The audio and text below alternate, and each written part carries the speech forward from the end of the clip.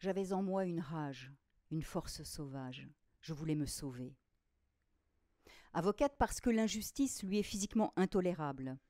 Avocate parce que femme, elle est depuis le début dans le camp des faibles et des opprimés. Avocate irrespectueuse, comme elle aime à se définir, parce que l'ordre établi est à bousculer et que la loi doit parfois être changée. Telle est Gisèle Halimi.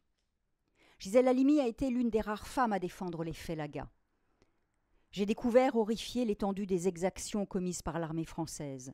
La torture érigée en système, les viols systématiques des militantes arrêtées, les condamnations sur aveu extorqués, sans compter les disparitions et exécutions sommaires.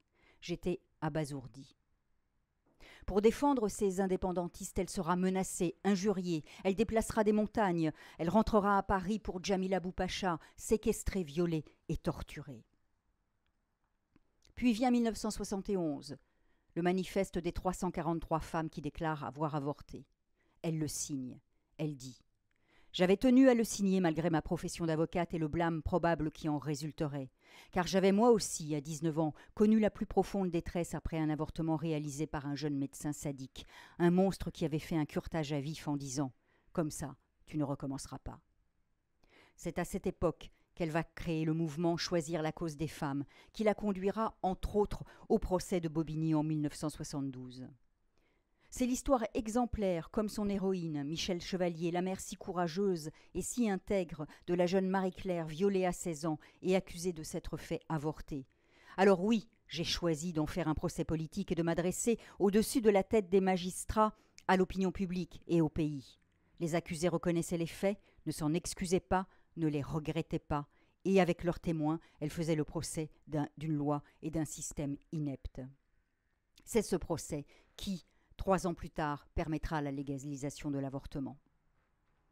1978, Gisèle Halimi fera le procès du viol. Encore une fois, le droit comme arme. Et là aussi, l'histoire est exemplaire. 2 jeunes touristes belles avaient été violées par 3 hommes pendant près de 5 heures, les laissant en sang, hagardes et traumatisées. L'histoire est à la fois terrible et exemplaire. Tout était réuni pour interpeller la société et entreprendre un grand procès symbolique, un procès explication plutôt qu'un procès expiation. Un procès réflexion, subversion, remise en cause des tabous et d'une culture globale qui admet le viol ou plutôt s'y résigne.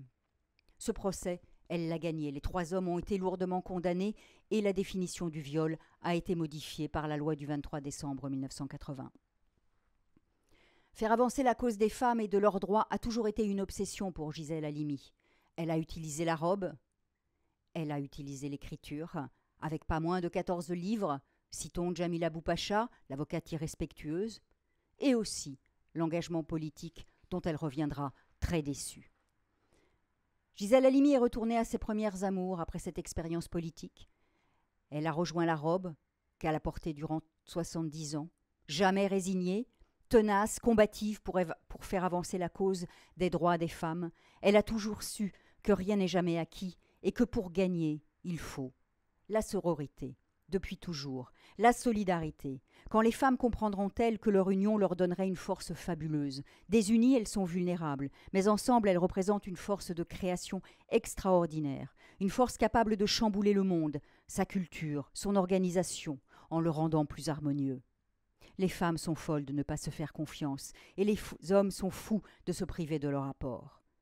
J'attends toujours la grande révolution des mentalités. Et je dis aux femmes 3 choses. Votre indépendance économique est la clé de votre libération. Ne laissez rien passer dans les gestes, le langage, les situations qui attentent à votre dignité. Ne vous résignez jamais.